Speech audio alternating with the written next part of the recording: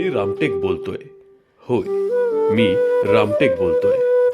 आपलं रामटेक प्राचीन इतिहास लाभलेला मी, पर्यटन आणि राजकीय वारसा असलेला, इतकंच नव्हे तर भगवान श्रीरामांच्या पदस्पर्शाने पावन झालेलो मी रामटेक संपूर्ण महिना प्रचाराच्या रणधुमाळीमध्ये निघून गेला आणि आज तो दिवस आला जो माझ्या प्रगतीची गाथा लिहिणार आहे, माझं भविष्य घडवणार आहे. हो, माझं भविष्य जे तुमच्या हाती आहे. विकासाची स्वप्ने दाखवून मला फसवलं गेलं. माझ्या तरुणांच्या उज्ज्वल भविष्याचा इथे विचार कधी झाला नाही. माझ्यासाठी विकासाच्या योजना मी फक्त ऐकल्या पण कधी पाहिल्या नाहीत. माझ्या समोर फक्त आणि फक्त गुन्हेगारी पोचली गेली. माझ्या समोर उभी असणारी MIDC खाक केली पण नव्याने तिला कोणी उभारी देऊ शकलं नाही. माझ्या कुशीत शेती करणारा माझा शेतकरी आजही पाण्याअभावी संघर्ष करताना मला दिसतोय. त्यांच्या व्यथा दुःख मला पाहवत नाही, मला माझ्याकडे पाहवत नाही. तुमचे एक मत धगधगत्या मशाली सोबत इथली गद्दारीची परंपरा खाक करणार आहे.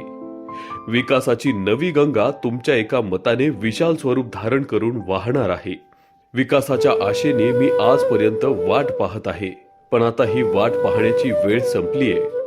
कारण माझ्या हक्कासाठी लढणारं नेतृत्व विशाल बरबटे यांच्या रूपानं उभं राहिलं आहे.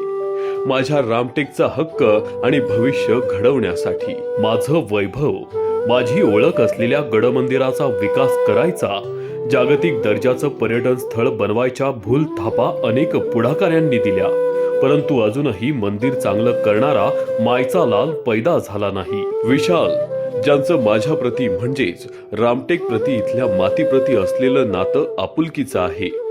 पक्षाशी निष्ठा ठेवून असलेला निष्ठावंत विशाल इथल्या गोरगरिबांच्या सेवेशी सदा तत्पर राहील. सर्वसामान्यांच्या हक्कासाठी आपुलकीने लढणारा विशाल निवडूया, कारण यंदा विशालदादा नाही तर रामटेक निवडणूक लढतंय.